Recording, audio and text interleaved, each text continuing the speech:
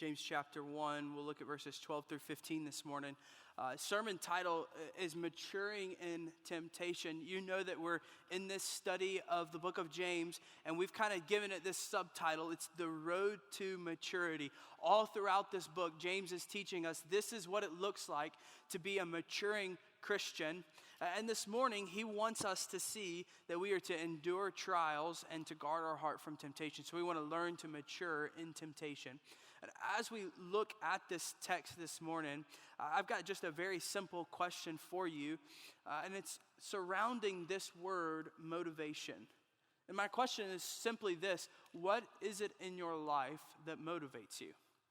You see, it's no surprise, as Gen Zers, we are a driven generation. We are easily motivated. We want to be a part of change and doing things that are making a difference in this world. And we are a motivated generation, but my question is, where do you find your motivation? What is it that's giving you this motivation? And specifically, when you need more motivation, where is it that you're turning? You see, we can turn to a million different things, and this world will give us tons of options of things that can motivate us, should motivate us, and will cause our heart to long for something.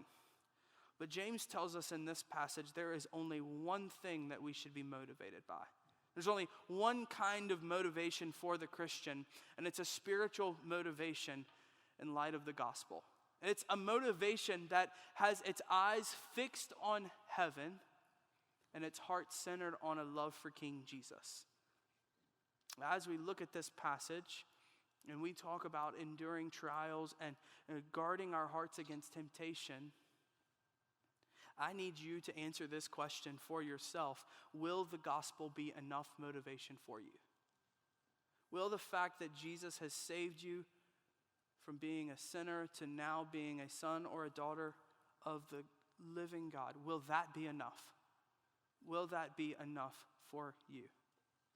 James chapter 1, we'll read verses 12 through 15. Here's what he says. Blessed is the man who remains steadfast under trial. For when he has stood the test, he will receive the crown of life, which God has promised to those who love him. Let no one say when he is tempted, I am being tempted by God. For God cannot be tempted with evil, and he himself tempts no one. But each person is tempted when he is lured and enticed by his own desire. Then desire, when it has conceived, gives birth to sin.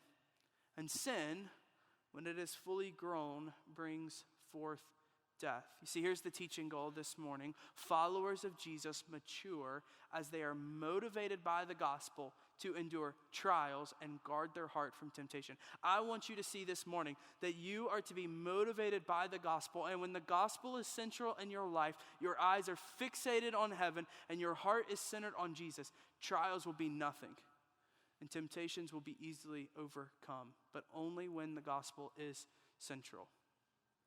In this passage, James returns to this idea of trials. We've looked at this a lot, right? He starts with trials at the beginning of chapter 1, and then he moved to this section of talking about wisdom that led to this idea of money and are we poor and all of this conversation. But he returns back to trials. Remember the context that he's writing to. He's writing to Christians who are being persecuted. They've just been run out of Jerusalem because of the stoning of Stephen in Acts chapter 7. And he comes back to this trial and he says, listen, I need to instruct you on one final thing about the trials. And that is that when you endure trials, there will be temptations attached. And James says, I want you to remain steadfast through it all. I want you to be a man or a woman of persistence, and that these trials will not throw you off at all. And it doesn't matter what temptation is thrown at you, your faith will be so strong in the gospel that you will remain steadfast under trial, as he says in verse 12. Now, I just want to show you 2 points from this passage, just 2 things that will call us to action on behalf of the gospel we've received. But before we get there, I need you to understand that these are undergirded by the gospel. Right? The gospel is central in these verses. You know, James's book is often criticized as being all about works. And it can turn into a legalistic book, or it can turn into a book that is works-based, where we can earn God's favor or earn salvation by what we do for him. But James has no mention of this in his book. No. He understands that it's our faith in Jesus that is the starting place, that leads to our works. It leads to us enduring. It leads to us doing all the things that he will call us to. So notice with me first, let's just look at verse 12. James teaches us that maturing Christians endure trials because they love God. Maturing Christians endure trials because they love God. He says if we are going to have this stronger and more robust and complete faith that's perfect, as he says in verse number 4, if we're to do that, it's going to be because we love God. The reason we do this is because we know that it's God who sent the trial in the first place. Remember, James told us that we're to meet the trial with joy, and it's this picture of seeing the trial coming down your driveway, meeting it halfway, inviting it into the home. That's the idea of greeting it with joy. And he says we can do this because we know the trial was sent by God, and we know our God's character. It's only good. He's a good father. And we continue to endure these trials because of that. Now look at verse 12. He starts with this idea of enduring the trials, and he says that the man who does so is blessed. Now, this is a great word. It's a funny word in the New Testament because we're kind of unsure of what it means. It should give us a reference back to the Sermon on the Mount, to Matthew chapters 5 through 7. Specifically in chapter 5, where Jesus goes over the Beatitudes and he says, "Blessed is blank, for they will receive blank." And James is playing off of this idea of blessed, but we need to understand, what does he mean by this? Does it mean that our life will be easy, that our life will be fun? No, not exactly. It doesn't even mean that our life will be happy.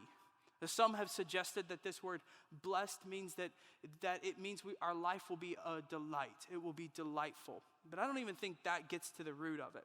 You see, the idea of the blessed life in this context is that you are living in right relation with the Lord.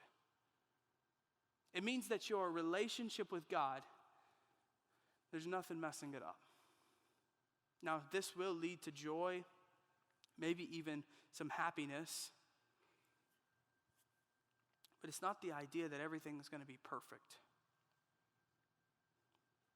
You know, remember, in your walk with Jesus, it is a relationship. And it's okay for us to understand this in that context. You see, whether in a romantic relationship or just a friendship, do you know that feeling where everything just seems to be clicking, right? Like, it's been some good months, right? There's no blow up, there's no fight, there's no arguments, there's no disagreements. Like, all of a sudden, things are really good. That's the essence of blessed. Things are going good. James is saying, for the person who endures trials, that's what they can expect from their relationship with the Lord. And I'm convinced that the way we are to emulate this kind of relationship, the way that we are to find it, is to be fixated on heaven. Because to be fixated on heaven is to desire where God is. Listen, if I want my relationship with my wife to be good, I need to desire to be where she is. If I desire to not be where she is, she's not going to be happy with me very long, right? But yet as Christians, how often is it that our heart longs for this earth to be here rather than to be fixated and longing where the Lord is? The blessed life, enduring trials, it only occurs as we're fixated on heaven, because that's where God is. He says that this man not only endures trials, but he says it this way: he remains steadfast. It's this idea of perseverance. Perseverance in the greatest way. You know, I know a few things about perseverance in my life. I don't know if you guys know this, but I grew up playing football. And summer workouts in football, I'm going to be honest, they just suck. There's no fun with it. 8 a.m.s and you spend 2 hours in the weight room, absolutely killing your body. And then when you get done with that, you break up into positions. And so for me, that was either doing linebacker drills or drills with the wide receivers. I was a tight end. Don't worry, I wasn't a wide receiver. I wasn't fast enough for that. It's whatever. That's what they told me. Anyways, you would do position drills, and then after that was my favorite part, conditioning at the hottest part of the day. And we would run sprints, and then we would run suicides, and there was a time limit, and if you were based on your position, you had to run it in a certain amount of time, and then when you were completely exhausted and you didn't think you could go anymore, it was time for bear crawls, where you got on all fours and you had to crawl for 30 or 40 yards, and then if you were lucky, they would send you home, but most of the time you would do more sprints after that. It was awful, and I can remember specifically one day standing in line, almost to the point of throwing up, thinking, what in the world am I doing? This is stupid, Tanner. I should be at home or with my friends, hanging out where it's not 95 degrees outside. What am I thinking? And I probably almost threw up, and then I thought, no, it's worth it. Because in a couple months, I'm going to be able to play under the lights right beside my big brother. And it was worth it. And there was a perseverance that kicked in because there was something motivating me. You see, the perseverance for you as a believer in the midst of trials where you're ready to just pull out the flag, throw it in, and say, I'm done. In that moment, I need you to remember how awesome heaven's going to be. And to remember that your God is waiting on you to get there. For the person who remains steadfast, notice this, he says it's under trial.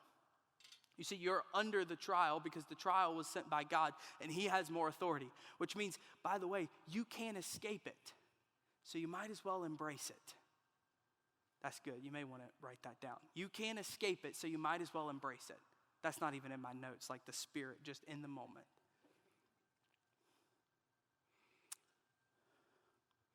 One of my favorite illustrations of this, of perseverance under authority, is from this really corny football movie called Facing the Giants.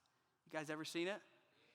There's this one scene where the coach has one of the players do bear crawls on the field, and he has to be blindfolded, right?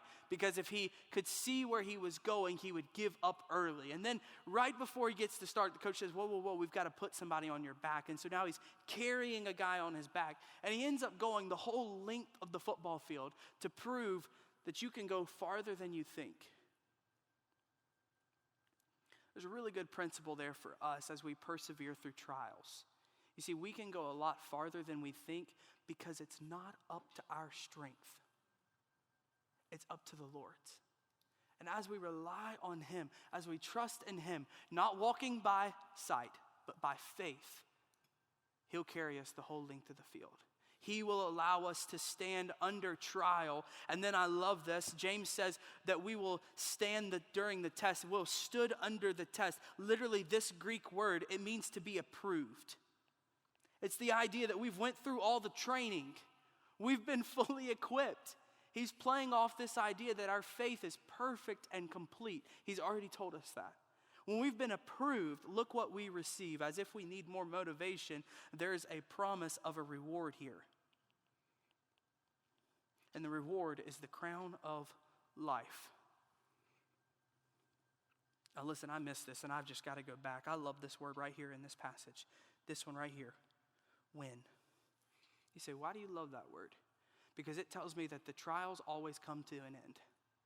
There's coming a day when the trials stop. There's coming a day where the storm cloud runs out of rain. And on that day, I'm receiving the reward, which is the crown of life. You say, what's the crown of life? It's this symbolic picture throughout the Bible of heaven, of eternity with God. Now, maybe some of you are thinking, wait. You're telling me I'm to endure all of these trials, all of these hard things, and the only thing I'm going to get is a symbolic crown? It's not even a real crown? Like, come on. Like, I need gold. I need the jewels. Like, the girls are like, make sure it's got diamonds, birthstones on the side. Like, they've got it. No. This crown is symbolic because you're not a king in heaven. There's only one king. Your crown is symbolic. You receive life. And if you're sitting here and you're saying, I don't know that that's enough for me. I don't know that heaven's enough for me. Is that really the motivation that I need to keep going through these trials? I would just like to submit before you, you don't understand heaven. You see, all too often we are much like a toddler that's enamored with the shininess of a quarter or a nickel, and we reject the paper money, which has infinitely more value. The C.S. Lewis, he said it this way. He said, "It would seem that our Lord finds our desires not too strong, but too weak.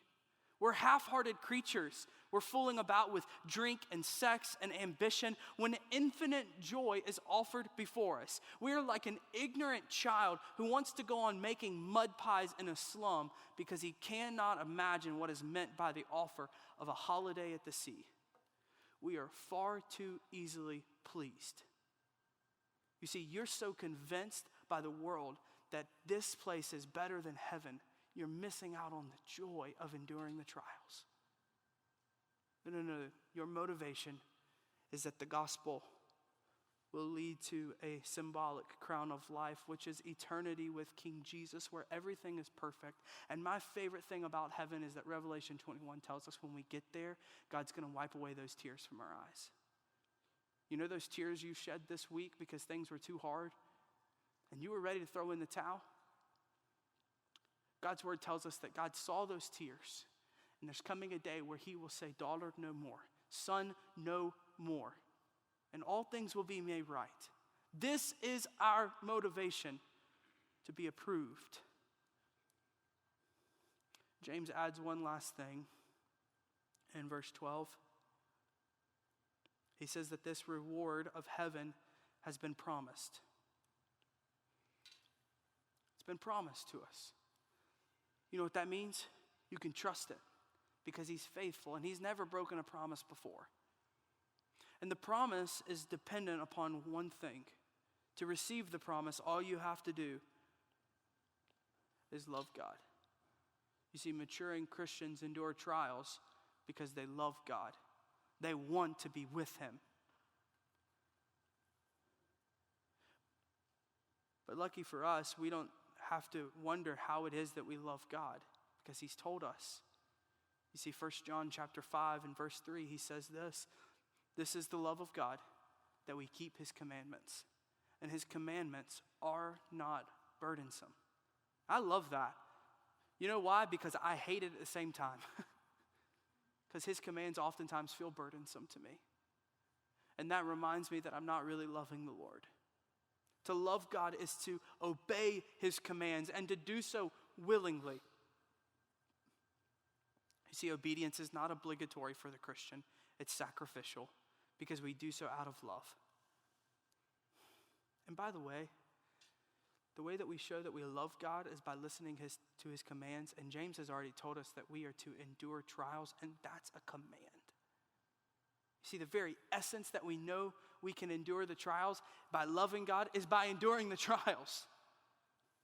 God has empowered us to do this. So let me just put all of this together for you. You see, for the one who loves God, he will endure trials with joy and will do so with his gaze set on eternity in Jesus because he loves him. You see, when Jesus is your greatest affection, then your perseverance will be stronger than ever.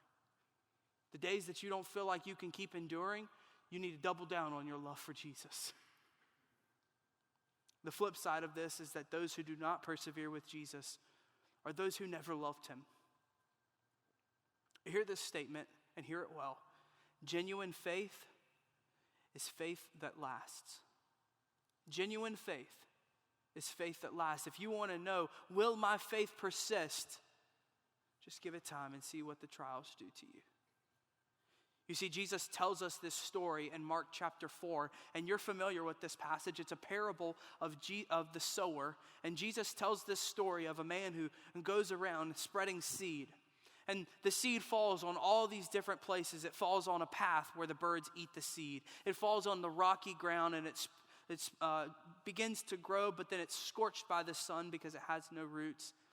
Other seeds fall among the thorns and they're choked up and they produce no fruit. And then there are some seeds that fall on good soil and they produce fruit 30-fold, 60-fold, and 100-fold.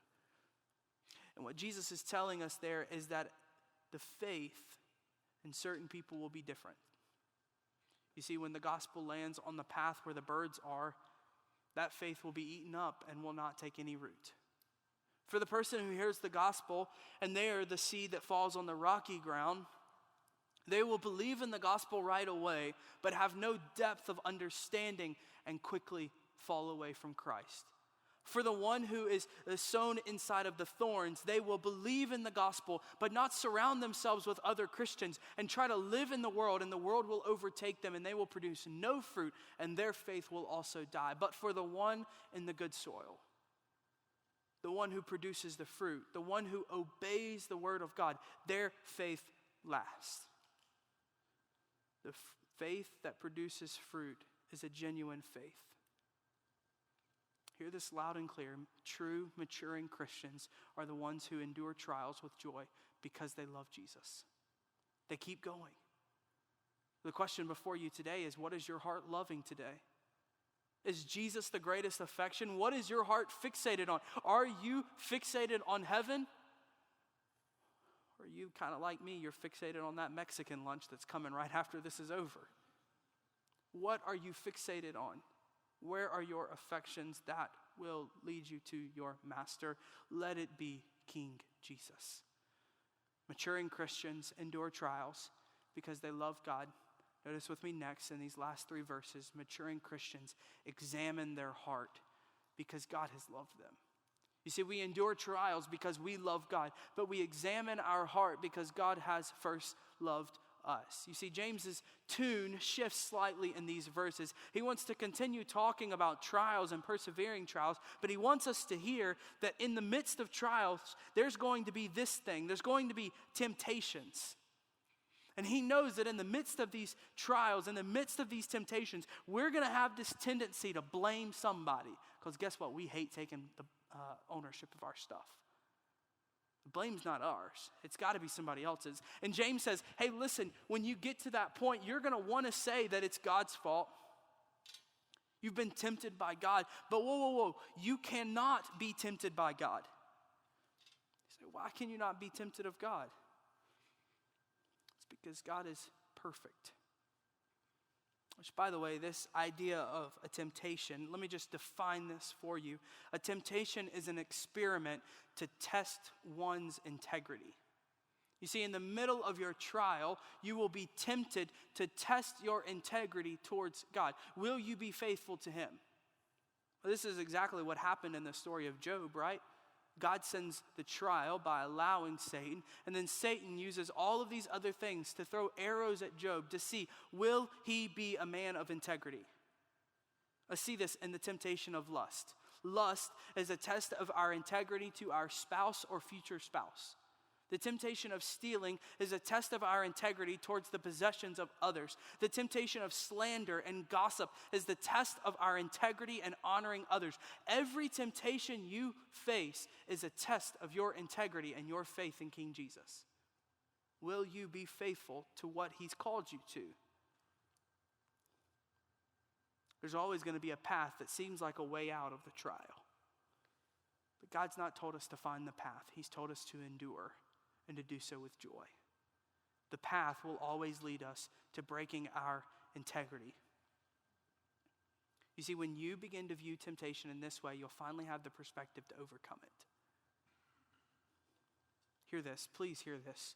When you give in to temptation for momentary pleasure, you are simultaneously robbing yourself of growing your faith. You want to know why you don't feel closer to the Lord? You want to know why it feels like God is farther away, Jesus is farther away? It's because you keep robbing yourself of the opportunity to grow your faith when you give in to temptation. You're breaking your integrity. And God wants to use the trial to strengthen you, to make your faith unshakable, and you keep breaking it before He can get there. Temptation is simply a question of this. Which is stronger, your faith or your desire for pleasure?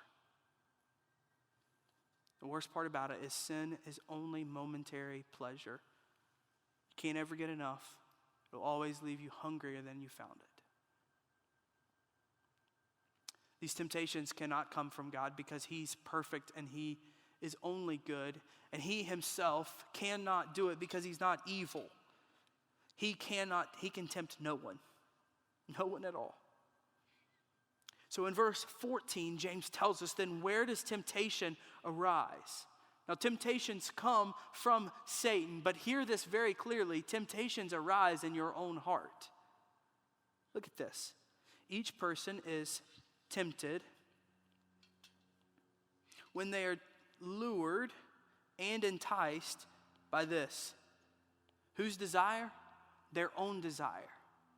This idea of lured, it's a picture of fishing, right? It's the idea of the bait that's encasing a hook, so that when the fish eats of the bait, the hook automatically snags them and they don't see it coming. That's what temptation is. It's luring us in. It wants us to bite into sin. It's enticing us, right?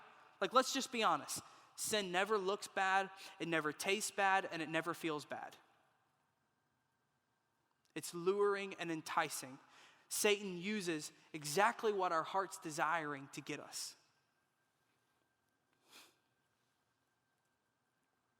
I hate this, but the idea is that the temptations we face originate in what our heart really wants. He says it's our desire that Satan uses to tempt and turn us against ourselves, to turn us against Christ. He tells us in verse 15 that this desire, when it has conceived, literally it's the picture of reproduction. When desire has conceived, it gives birth to sin. And then sin, as it grows, brings forth death. One commentator said it this way: just as water runs downhill, so evil desire will pursue its gravitational inclination and run into sinful activity and lead to death. But for the Christian, we're to guard our hearts. You see, we know from God's word that Jeremiah has told us our heart is deceitfully wicked. We can't trust it. The advice to follow your heart, to follow your dreams, follow your passions is awful advice for the Christian, because your heart will lead you straight to death. But Jesus has transformed your heart as a Christian so that now your heart longs for life. You see, death is not your destination because of Jesus. Because he's loved you already in Jesus while you were still spiritually dead. Now he's made you alive, and your heart now longs for new things and better things. No. We are dead to our old self, which means we have to walk different. And we guard our heart from falling into this trap. See, I've already said this, but you need to hear it again. Your heart will long for whatever you feed it. There's this old Cherokee illustration of two wolves, where an old grandfather was telling his grandson about the two wolves. The two wolves are representative of your heart. One wolf represents all of what is good and moral in life, and the other wolf represents what's bad and immoral. And they are raging in your heart. Maybe you felt this, like your heart is fighting with itself, right? There's a war inside of you. And the grandson looks at his grandpa and he says, well, what wolf is going to win in my heart? And he said, the wolf that you feed will win. Because as you feed it, the wolf gets stronger. And the stronger one always wins. So the question is, what are you feeding your heart? You're giving into temptation here? Making it stronger? Or are you feeding your love for Jesus? See, when this truth becomes reality for us, temptation becomes less and less enticing, and trials become easier and easier for us. I don't know if you guys have a person in mind, but I have a couple people in my life who I think are just some of the strongest Christians. Their faith seems to be unshakable, and they go through some of the hardest things in life, and they do it with a smile on their face saying Jesus is King. It's because they feed their heart Jesus and not sin. Again, the question before you is, what are you feeding your heart?